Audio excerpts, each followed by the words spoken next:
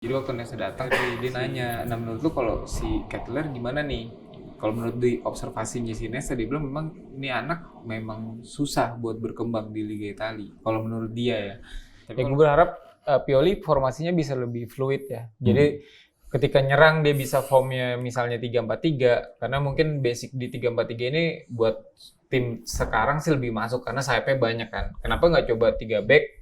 Theo-nya di 4 yang di tengah, depannya bisa taruh Leao. Iya. Kanannya bisa dicoba Chukwueze, depannya Pulisic. Atau Pulisic di tengah, ya itu gampang lah pemainnya.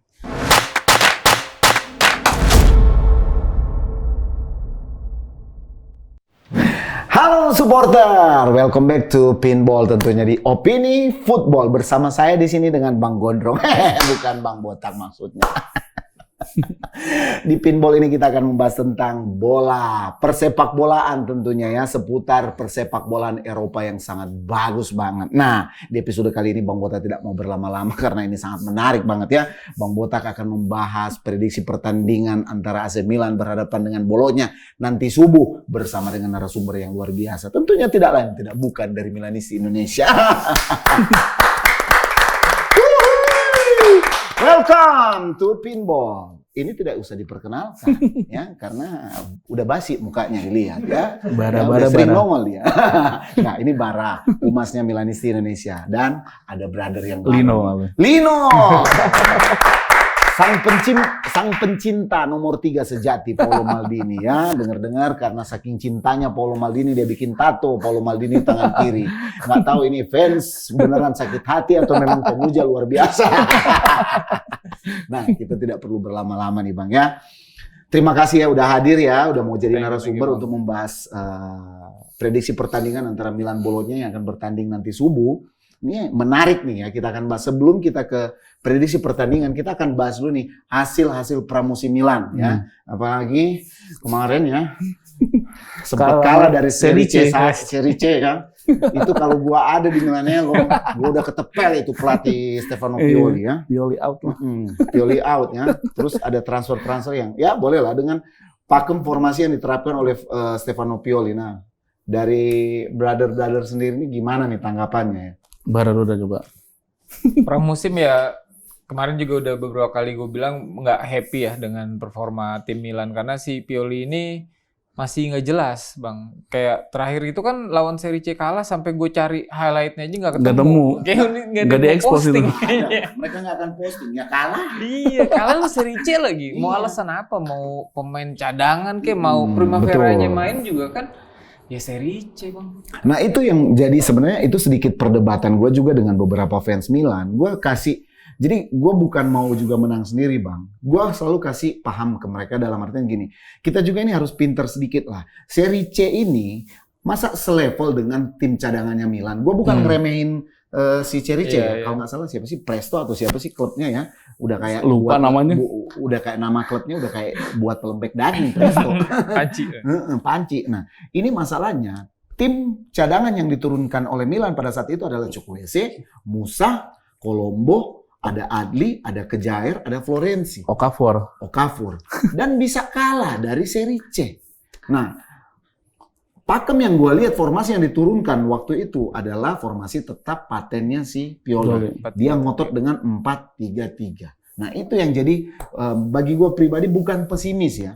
Yang gue makin agak sedikit gedek dan sedikit nggak habis pikir Pioli ini mau bawa Milan ini ke arah mana sebenarnya. Nah akhirnya kan sesudah itu mereka berhadapan dengan Novara ya terakhir. Novara dan terakhir 4-2 ya. Dan itu sedikit bagus juga penampilannya mereka, apalagi yang gua mau soroti adalah si back yang berusia 17 tahun, Bartesaghi ya. Bartesaghi back kiri.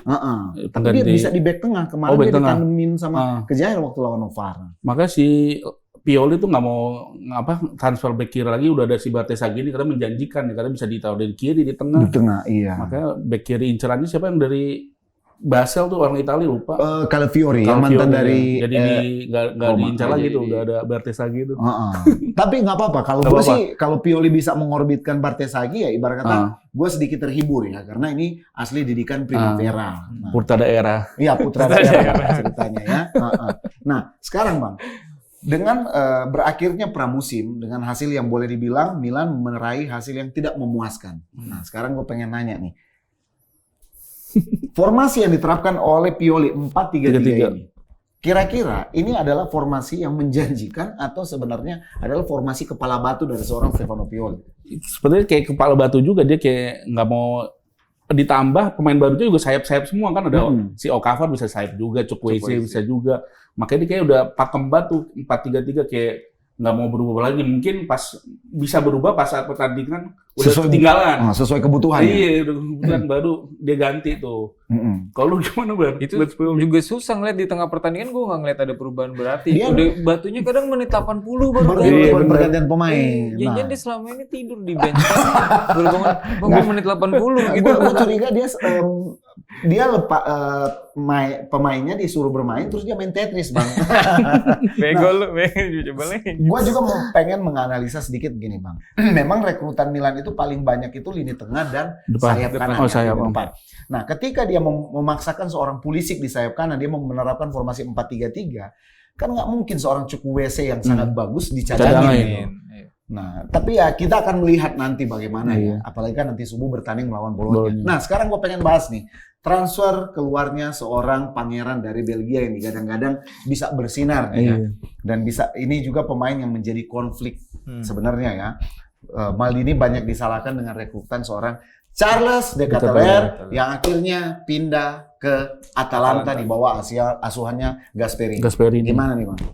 Ya, waktu itu kan si Maldini kan alot tuh negosiasi sama De Ketelaere nih. Udah mati gue nih, pemain jago kayak gimana nih, sampai alot banget susah dapetin. Dan ngebet banget soalnya. Iya, akhirnya dapet kan, pas dimainin juga ya ternyata gitu-gitu aja. Nah mungkin di sama Gasperini nanti dapat jam terbang lebih banyak, kita lihat dulu. Kan dipinjemin doang kan bisa balik lagi. Iya. Mudah-mudahan jadi. Tapi ada masalahnya, opsi beli dari seorang dari Atalanta. Iya, siapa tahu nanti Ketelaere sakit hati di Milan, gue nggak dimainin. Dia bersinar.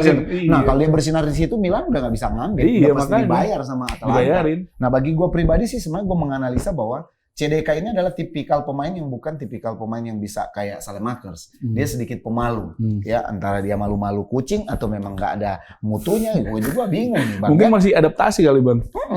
Karena kan sekarang gini, yang gue agak sedikit tidak bisa terima adalah apa? Seorang Rade Krunic itu selama 3 tahun ini bisa bersabar. Bahkan ini Fenerbahce udah mau beli Krunic udah ngotot, udah pengen pindah ke Fenerbahce.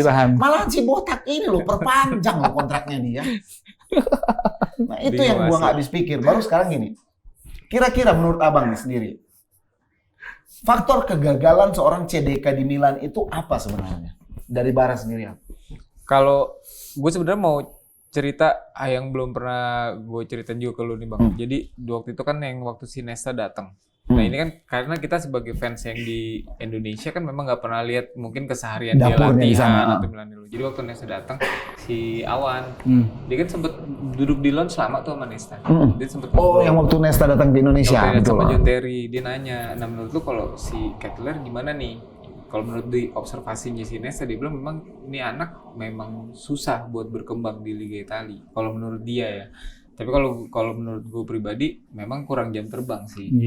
Kita belum bisa ngasih fair judgment dengan minute play yang masih dikit. Kecuali memang kita udah kasih, ternyata dia masih bapuk juga ya memang salah gitu. Tapi analisa Nesta itu ya, bahwa ini pemain ini susah berkembang di Liga Italia. Ya seorang legend juga buat Milan ya, pemain yang bukan pemain ece-ece yang menilai. Pernah pelatih juga kan dia kan. Oke, ya udahlah. Kalian juga udah haus ya? Iya. Ya? Mana ini? Ovi, masuk sini. Mau minum. Minum. Haus nih. Ini. Ini minuman bagus nih, Mang. Amer. Anggur Merauke. Nih, ini punya. Iya. Nih, Bang. Oke, makasih. Ini minuman spesialnya dari Pioli. Mari kita toast dulu. Toast buat Milan musim baru ya. Forza Milan, menang Scudetto. Amin. Waduh, ada es batunya nih. Ya, segera. Oke, nih brother, dengan rekrutan pemain anyar yang masuk di Milan, banyaknya pemain yang masuk dengan tipikal-tipikal menyerang, sayap maupun apa, gelandang-gelandang kreatif. Nah, sekiranya tanggapan kalian berdua, harusnya Pioli ini memainkan formasi seperti apa sih sebenarnya yang terbaik buat Milan di musim 2023-2024 ini? Ya gue berharap Pioli formasinya bisa lebih fluid ya. Jadi ketika nyerang dia bisa formnya misalnya 3-4-3, karena mungkin basic di 3-4-3 ini buat tim sekarang sih lebih masuk karena sayapnya banyak kan. Kenapa nggak coba 3 back, Theo-nya di 4 yang di tengah, depannya bisa taruh Leao. Iya. Kanannya bisa dicoba Chukwueze, depannya Pulisic atau Pulisic di tengah, ya itu gampang lah pemainnya. Tapi ketika bertahan bisa berubah nih formnya, entah jadi 4-3-3 ataupun ke 5-2-3. Nah, cuman nih kayaknya nggak nyampe Pioli Bang. Mikir situ. Sebenarnya 4-3-3 udah patennya dia banget sih sebenarnya, karena dilihat pemain yang masuk kan sayap semua itu sebenarnya udah bisa dimanfaatin tuh formasi 4-3-3. Kalau memang masih buntu mungkin coba 3-4-3 yang pemain bertahannya 3 yang 4-nya sama 3 depannya itu lebih lebar ya. Iya, karena sayang banget pemain sayap banyak gini.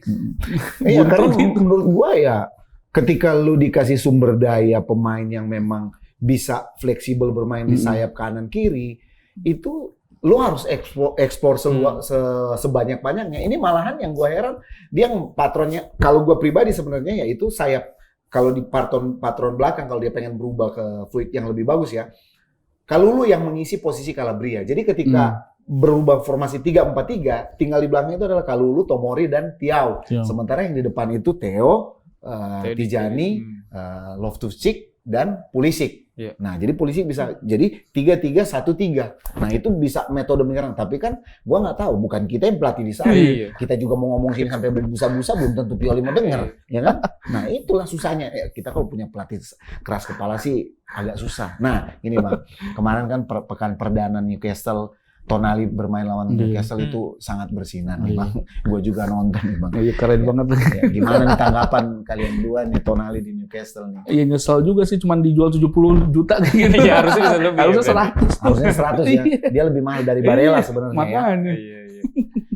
Lihat 1 gol 1 assist katanya pas lihat highlight tuh boleh. Dia 1 gol 1 assist dan 2 gol Newcastle berhasil berawal dari dia semua. Oh gitu. Itu memang gue juga nonton. Memang sih sebenarnya dia di Milan juga memang karakternya udah terlihat. Tapi memang ketika bertemu dengan pelatih Newcastle yang sekarang dan formasi yang memang bagus, ya memang keren sih. Ya kita harus akuin bahwa ya harus ikhlasin kalau Tonali bersinar di Newcastle.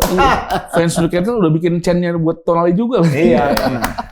Udah nih, kita udah bahas nih tentang transfer masuk dan transfer keluar. Nah sekarang gue pengen bahas prediksi pertandingan nanti subuh antara tuan rumah Bolonya berhadapan dengan Milan. Milan menang lah. Menang. Bolonya soalnya memang nggak terlalu merepotkan sih. Kayaknya dia udah lama nggak pernah menang dari Milan ya. Kayak paling maksimal seri doang. Musim kemarin? Seri sama kalah Bolonya. Oh iya, draw ya. Draw makal. Nah, pelatihnya Bolonya sekarang siapa sih? Thiago Motta ya? Thiago Motta. Iya kan, Thiago Motta. Nah, kita juga akan melihat sih sebenarnya formasi Stefano Pioli dengan pemain barunya ini apakah memang benar-benar bisa maksimal di pertandingan nanti subuh ya. Kalau bagi gue pribadi, ya gue sebagai Milanisti ya, gue prediksinya sih Milan menang 2-0. Tergantung bagaimananya si Botak ini akan fleksibel. Kalau dari brother sendiri gimana? Harusnya sih menang dengan datang pemain banyak nih ya. Yang baru-baru yang bagus-bagus harusnya sih menang mudah sih 3-0 apa 2-0 minimal lah. Iya, betul. Harusnya sih. Harusnya seperti itu. 3-1 lah. 3-1. Kasih 1 si Zirkzee lumayan lah Zirkzee. Strikernya tuh. Iya. Jangan dia bagus juga sih. Harus clean sheet dong mainnya. Harus clean sheet. Harus clean sheet. Nah, sekarang gini nih Bang. Kalau seandainya hal terburuk terjadi nih, di 10 pekan ini kan Milan ini akan bertemu dengan lawan-lawan yang sangat-sangat menarik. Inter kita nggak boleh remehin loh. Inter itu ya mereka sangat kuat. Kita harus akuin di musim kemarin juga mereka sangat superior lawan Milan ya. Mereka bisa membantai Milan ya. Dan Milan boleh dibilang jadi seperti mediocre ketika berhadapan dengan Inter. Nah, kira-kira kalau sananya skenario terburuk, perjalanan Milan di 10 pekan awal ini agak jelek, pasti Pioli ini dipecat. Iya. Nah, penggantinya siapa? Kayaknya kan Spalletti kan udah batal nih ke ke timnas. timnas Italia. Akhirnya Antonio Conte. Conte. Nah, gua agak Boleh curiga Spalletti. nih. Ini bisa-bisa kalau sananya Pioli ini mandek, Spalletti yang masuk. Bisa jadi. Soalnya kan siapa lagi yang lagi nganggur pelatih Iya, dia doang. Dengan kualitas yang bagus yang Iya. udah mengenal Liga Italia. Apalagi dia baru habis menang Scudetto bersama Napoli. Haji Santoso udah ambil Persikabo. Milan, Bang. Ini lagi nganggur kan. Baru nganggur bentar dia ambil kan. Spalletti ya boleh lah. Oke lah. Jadi menurut berarti kita sama ya. Spalletti ya. Karena kita mengharap Roberto De Zerbi Maunya sih bisa. Jurgen Klopp sih maunya. Duitnya. Iya sih. Ya udah ya. Iya. Brother, thank you. Thank Yang you, pasti optimis. Nanti selalu. Thank you. subuh Milan menang Siap. lawan Bolonya. Siap. Gua 2-0. 3-0. 3-1. Oke, mantap, luar biasa, harus dong optimis. Forza Milan, Forza Milan. Forza Milan. Terima kasih juga udah hadir di sini. Thank you, Bang. Oke, itulah supporter ya. Terima kasih kalian sudah menonton episode yang sangat menarik ini. Jangan lupa ya, subscribe, nyalain loncengnya biar kalian tidak ketinggalan berita.